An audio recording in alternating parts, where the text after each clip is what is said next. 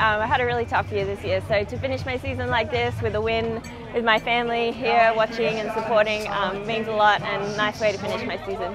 Oh, it was incredible. I mean, my dad and my partner and one of our best friends came down from Queensland to support. I have a lot of family that live down here in Victoria, so having them all out on course, giving me splits and encouragement really meant a lot and helped me get to the finish line. Yeah, I got on the bike and I was riding solo for about 3/4 of the ride, and then Amelia caught me, and then we caught Lottie, so formed a little group for the last probably 25 kilometres. I just backed my run legs at that point and sat on and didn't do a lot of work until the T2, and then I just wanted to get out fast and found the lead pretty well straight away out of T2 and backed my run, and lucky that my legs came through. Yeah, I mean, I really wanted to salvage my year and put down something I was proud of and something that really reflected the training and hard work that I'd been putting in. So this means a lot, and I am proud of this one. So really nice way to finish the season and a great platform for next year. Conditions were a lot better than we expected, so I think we're all pretty stoked with that. Interesting dynamic, very fast.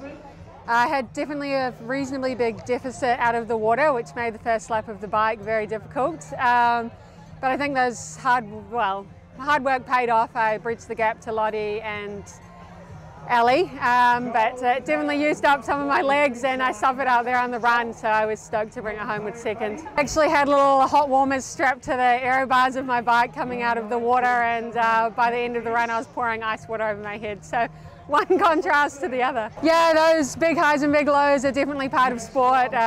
We appreciate those, and it just makes the good results a little bit sweeter.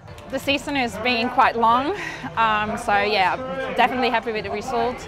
My plan was just to go as good as I could in the swim and then just push on the bike. Only, yeah, the other girls were just a little bit stronger. They worked together, and yeah, so they caught me, I think, on the 2/3 of the lap. So then I just sat in and tried to let my legs recover for the run. And then, yeah, we got off the bike with the three of us, and yeah, I was just the third person with the strongest leg, I would say.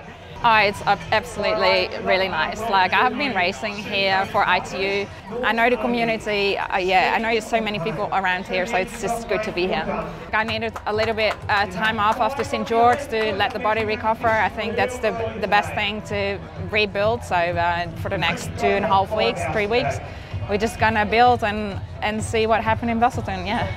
Really good actually, yeah. It was a well-paced run, so kind of felt really good until about maybe 4K to go, and then just was able to calm down and look back a few times, but then when I realised I'd won, I kind of relaxed and tried to take it all in, yeah. The swim felt pretty controlled, I guess. I don't think anyone pushed the pace too hard. And then the bike, just a hard course to get away, and no one could, and once we realised that, it got a bit messy.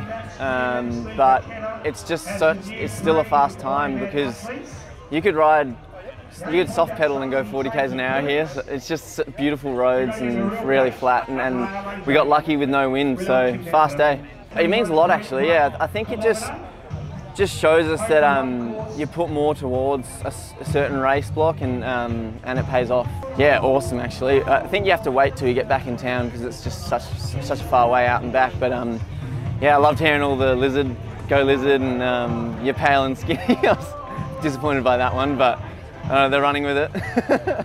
Yeah, exhausted. Yeah, it was a lot longer than any race I've done before, so I think I just lacked a bit of endurance. I had good speed for the first 10k, and yeah, the second 10k the wheels kind of fell off a bit, but yeah, I'll learn from that and come back stronger for the next one. Yeah.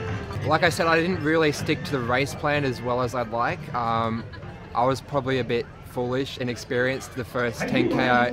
I felt so good for the first 10k. I thought, you know, you've got this, and then I kind of, you know, didn't quite realize how tough the last 5k can be. And yeah, but good job to Steve. He just, you know, had that extra strength on the run to beat me. Yeah, a podium's always a goal, and you know, like I said, I hope if I can build towards being up there with Steve and Max Newman and all the other top, you know, 70.3 guys. So, but for a debut, I can't ask for more than second. Yeah, any day you finish on the podium is a pretty good day. I mean, I would have loved to have some better run legs, but I spent the first half an hour of that bike pushing best career power, so I can't be really disappointed with the day. The swim felt rough and I struggled kind of, but then the bike felt strong and I was pretty happy with where that's at, and so it's now just trying to put it all together over the course of a whole race. And there were bits and pieces that were put together well today, but the overall result wasn't quite where I was wanting. The quality of racing here in Australia is just so high, and in running a 1:12 used to win you races, and now it